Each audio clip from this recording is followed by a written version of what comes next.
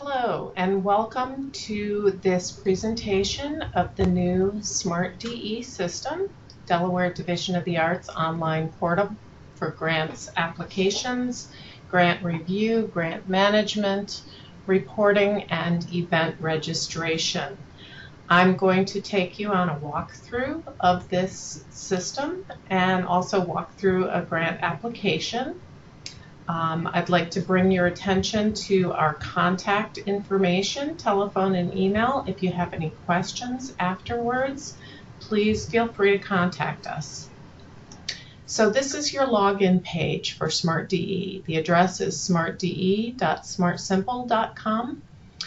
And there's a couple of things you can do right from the login page before logging in. You can register for an event by clicking on this button.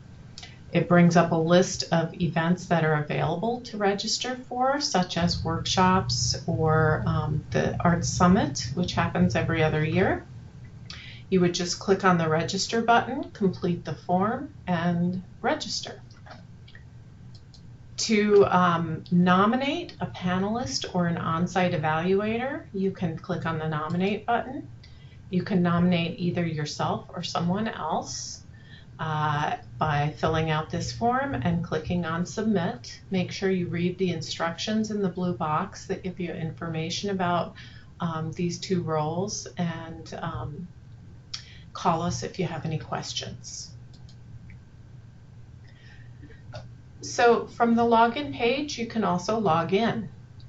If you are in our database system already, you should have a login email in the system, but you may not know your password. So the first thing you want to do in that case is click on Forgot Password. That will initiate an email to you that will allow you to create a password for the system and log in.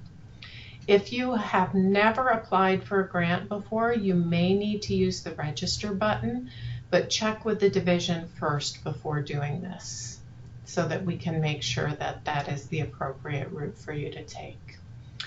I would like to mention that if you're both an organization contact and an individual artist, you may need to have two separate logins, one for your individual artist profile and one for your organization contact profile.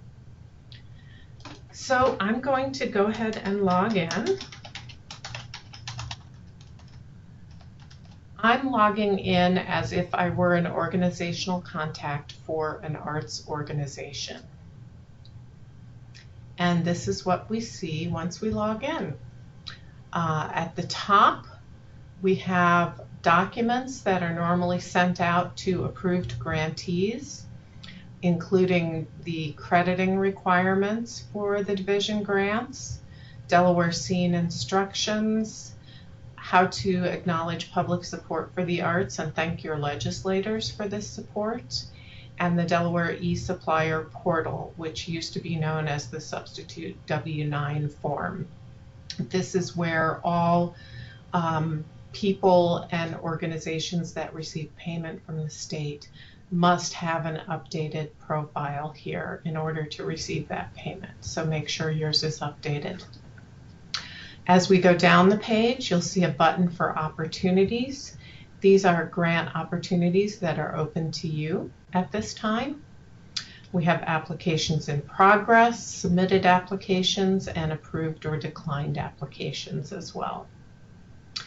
Review forms are only available for those people who are designated as panelists to review grant applications. They will find their applications that are assigned to them to review here in this section. Reports include your interim reports, final reports, mid-year reports. You'll find any of those reports in this section. And for those organizations that are the large arts trust organizations, they are required to submit an addenda, so this is where they find that. As we scroll up to the upper right-hand side, you'll see a variety of buttons. We are on the home page currently. If you're assigned as an on-site evaluator, you'll have an on-site evaluations button. that will bring you to this page where you can access any evaluation forms that you have been assigned, and also any that you have completed. You can also register for events from within the system, similar to how we registered from outside the system. You just click on events, click on active events, choose your event, and complete the registration form. Up above those tabs, you'll see your name. And if you click on your name, there's a drop down. And we have a contact profile, an organization profile. We can change the password and we can log out. So if we click on change password, you can see you enter the old password, the new password, and click on submit. And this is our password policy, requirements for passwords. Please note that your password does expire every 90 days, so you will be required to change it.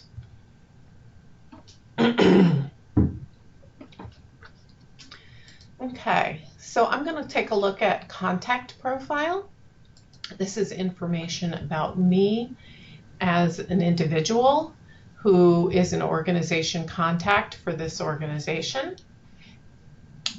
There's a variety of information here about me that I can edit. If you look down below the line, you'll see information on legislative districts, discipline. In this place, if my artistic discipline is different from that of the organization I work for, I can put my information here,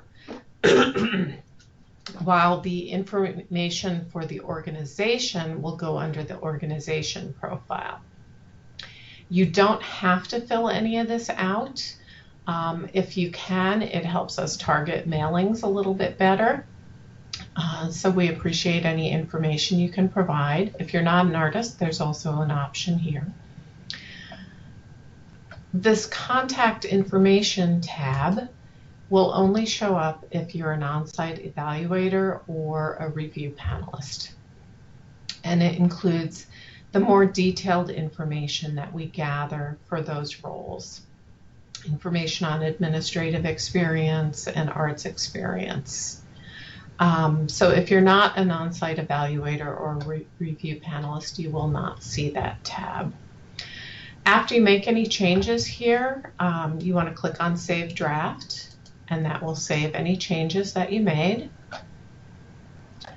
So if we go to the organization profile, it is similar but includes only information on organizations. Now, if I'm an individual artist and I logged in as such, I will not see this option. So again, you can edit any of the organization information. If you want to change the organization address, you want to click on the address book. It opens up a new window and you can click on Edit for the permanent primary address and make any changes here. Click on Save. If you want to add a second address, if you're an individual artist, you can do so. Organizations can only have one address, but if you're an individual artist, you can click on this plus sign and it will open up an option to add an address type here. And it will have a Save button. So for organizations, we have different information down here. All of this information here will autofill into your application. So if you need to make a change to your mission statement, this is where you do it. Or to your NEA status or institution or discipline, this is where you do it. And don't forget to click Save anytime you make changes. The second tab here shows you all the contacts that are associated with your organization. In this case, there's only me. But for most organizations, there is going to be a relatively long list of people here. And these lists may be outdated. So I encourage you when you log in to take a look at the list and let us know if there's any changes that need to be made. This is the one section of the organizational profile that you are not allowed to edit. So if there are people here who should no longer be listed, or if there are people missing, you can email that information to me and I will make the changes for you. I just need their name and email address. And keep in mind that the only people that need to be listed here are people who either need to access smARTDE or who need to be on our mailing list. So we don't need your entire staff or entire board here, unless you want them to be. So after you make any changes, click on Save Draft. So that is a walkthrough of what's available here in the system. We are now going to move to an application. So I'm going to click on Opportunities.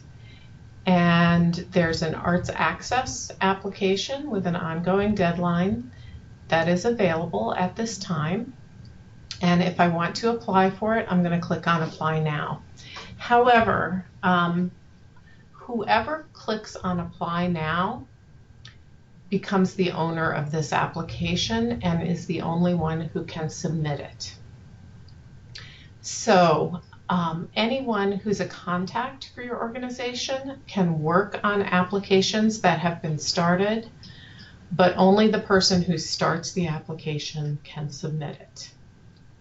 So think about who should be able to click on that Apply Now button, and you may want to have an internal policy. So we're going to click on Apply Now. And as you can see, it brings up a new grant. This grant is not saved until I click on the Save Draft button. So if I click on Save Draft, it creates a new application. It assigns an application number, adds your organization name, the name of the program, and the fact that it's in draft status. It also added the whole application down here and auto-filled information from my organization profile and my personal profile.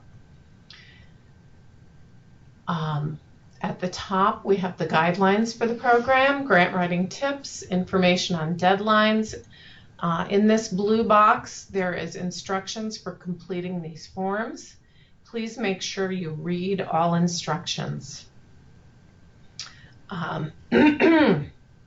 Over in the left menu, we have an option for notes. This is our communication device, so that if you have questions when you're completing the application, you can send your question through the system, and the system will store your question as well as the answer from the division staff. So if we click on Notes, and let's say I have a question on the application while I'm completing it, I'm going to click on the plus sign, make sure that this says Note to DDOA, and then I'm going to type my question.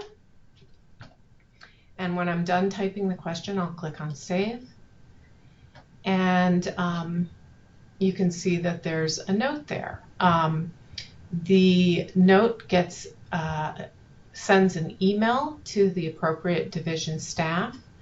That division staff member can then log in and send a note back to you. When they do so, that note sends an email to everyone who's named on the application, including the owner and anyone else whose contact name is on the application at the time the note is sent. An example of what this might be used for, besides questions that you have, is if you submit an application and there was information missing or incorrectly submitted, the staff member may send you a note through the system letting you know what needs to be fixed and telling you that they have reset the application to draft status. And then you can fix it and resubmit the application. So you can also search for old notes. As you see, you can search for note type, and click on the search button, and there's my question that I sent previously. You can also search by a date range, and you can print the notes. So it's a really handy function and keeps a record of all the questions and answers related to a particular application or report all in one place. To get back, we click on Main, and that brings us back to the application. This button, PDF of form, can be found on all application forms and report forms, and that will create a PDF of the form as it stands right now with the information that's been submitted or been entered. And you can print, you can download this, you can save it. So you can do that at any time. So as you can see, there's a number of fields to be entered, and there's information on different tabs throughout the application. Any question that has an asterisk in front of it is a required question. You'll get an error message if it's not completed. We're going to take a look at the financial tab because there's two different ways of submitting financial information on applications. For some applications, there is a budget form. For other applications, there is a place to upload your own budget. So we're going to look at the budget form first. We click here, it opens a new window. For those of you who have applied for Arts Access, you'll notice that the form is exactly the same as the old one, which was a writable PDF. You just have a slightly different way of entering the information, but the fields are all the same. You have your expenses section, your income, earned income, contributed income, government support, applicant cash, your grant request, your budget totals, and then a section for in-kind contributions down at the bottom. The way to enter expenses is to first click on this plus sign to add a row, and then you can select a type of expense, add a description, and add an amount. You do need to have all of these fields filled out or you will get an error message. For expenses, it needs to be either direct expenses or indirect expenses, but you do need this description field to be filled out. If you have another expense, you can add another one. You could add another artist fees, or you could pick a different category. And an amount, and as you can see, it auto totals your expenses, and you can keep adding expenses until you're done. There's no limit to the number of lines. If you add a line in error and you don't need it, please delete it by clicking on the X. If you don't, you'll get error messages. Okay, and then we're going to come down here and we're going to enter our grant request. And we're going to enter some income so that we can see that the budget is balanced down here. So you want to add income on any of these sections that are appropriate. And if your income and expenses don't balance, or if your grant request is too high, you will get an error message. So just be aware of that. And you'll need to fix it before you're able to save this form. You can also add in-kind contributions here by entering a description and the value of that in-kind contribution. So we're going to save this form, and it tells me the save was complete. And so I can close out this form either by clicking on the X or by clicking on the close button at the bottom, either way. And when I do, I see that the form information filled out on the page. And you can see your entire budget right here. If you have errors, you can click on the button again to go back in and fix them. Down below, there's a couple of additional financial fields where you need to enter totals that are shown in this form. make sure they match the correct field in this form as described. So if you have to upload a budget information, you'll see a button similar to this called an upload button. And if you click on that button, it opens a file manager. This describes the types of files that are allowed for this upload button and the maximum file size. And there's two ways to upload documents from here. First, you can drag and drop files here from your computer by making the window smaller and then just finding the document on your computer and dragging it over. Or you can click on the Browse button and that opens up your Explorer for your document, and you find your document you want to upload and then click on Open, and it will automatically insert the document over here. And what you will see when you successfully upload a document is a green bar that says Finished. If you see a red bar, that means that it did not upload. There was a problem with the upload, and you want to remove that and start again. So once you've uploaded the documents, you can close that out by clicking on X. It will show you here the uploaded documents, and you will be able to open them if you wish. This is our support materials tab, so there's a variety of upload buttons here for supporting materials. There's also a space to enter a URL hyperlink or a website link. If you are planning to do that, please make sure you use the complete address by copying the address. Right-click, copy, and enter it here.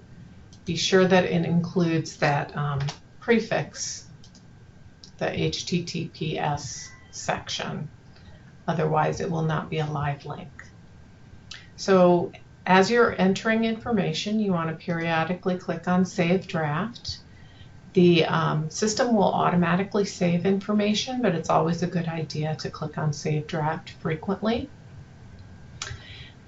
The next tab over on pretty much all applications is your Statement of Assurances. This is the legal document that you need to agree to before submitting your application by checking this box. As I mentioned, the only person who's able to submit the application and agree to this document is the person who started the application. So you want to make sure that whoever starts applications is able to certify that they're authorized to submit this application on behalf of the organization. So we're going to submit, and as you can see, there's a number of errors on my application. If I click on the first error, it will take me to that spot, and I can correct the error, and then the error message disappears there and also disappears up here. So as soon as you've corrected all these errors, you will have no more error messages here, and you will be able to click on Submit again. And you should at that point get a message at the top that says, congratulations, your application has been successfully submitted. You'll also get an email confirming submission, and that email will have a PDF of the application attached to it as well. So you might want to save that PDF to your computer when you get it. So that's how you complete an application or a report. I'm going to show you reports. Here is a list of reports that I have. As you can see, it looks pretty much the same. It's just got different tabs, different questions.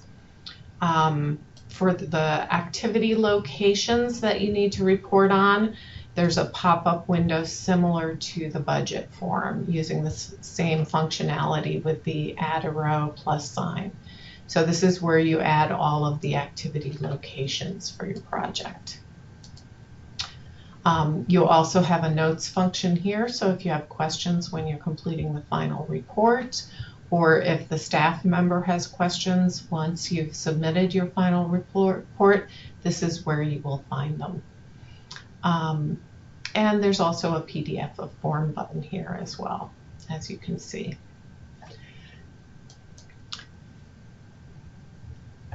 So we're going to take a look at the approved declined applications. These are applications that have been submitted and approved or declined. Most of you who have applied in the past may have a much longer list than this one that I have. This will show all of the applications that you have submitted going back to about the year 2000. So you'll be able to look at all this past history and access all this information right online. So if we open an application, this one's been approved. It looks pretty much the same as the application that was in process, except that the fields are not editable. Once you submit an application, you can no longer edit it. Additionally, there is this extra tab at the end on the right that has the award info. This is where you go to find your grant amount, the distribution of where the funding is coming from, your final comments on the application, panel comments will be found here. Payment schedule is here. Any on-site evaluations that were conducted for this grant will be found here. The application submission date, a PDF of the application. For those applications that were not submitted through smARTDE, so in other words, most all of them at this point, there will also be an additional heading down here that says imported grant documents or something like that. And there you will find uploaded documents from your past application. You will not find on the past applications, you won't find most of these fields filled out. But down here you'll find a PDF of the cover page of the application, the narrative, the budgets that were submitted. If your grant was general operating support, there will be your part-time controller financial summaries there, any on-site evaluations that were conducted for that application. Also, any support materials you provided will be there. Pretty much anything associated with the application, including your award letters, grant payment schedule, all that information will be down at the bottom here. And as you can see, we also have the notes function here, so that's retained from the application. And we have the PDF of forms, so you can print that at any time.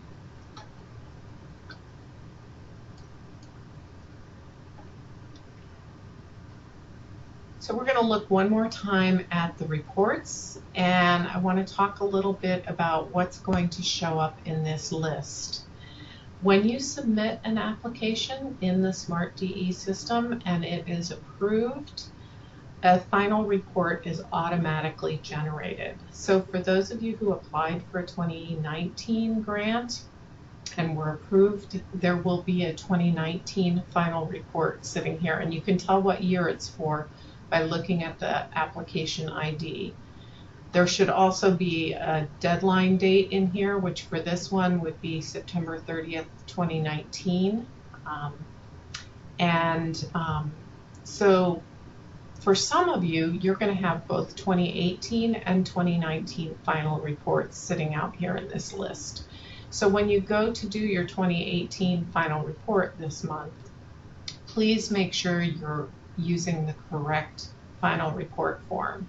If you use the wrong year final report form, you'll have to redo it. So make sure you double check the year and the deadline date and the grant program type. Some of you might have general operating support and education resource or art stabilization fund reports. So make sure you're filling out the correct reports. So that concludes my demonstration of the system.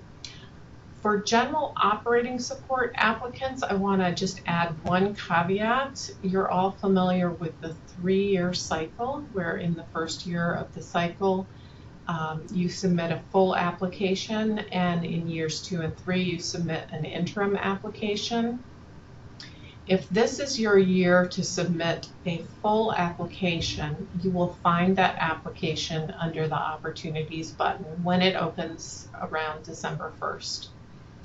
If this is your year for an interim application, you'll actually find that application under Reports Pending. The interim application is now going to be an interim report that's attached to the original full application.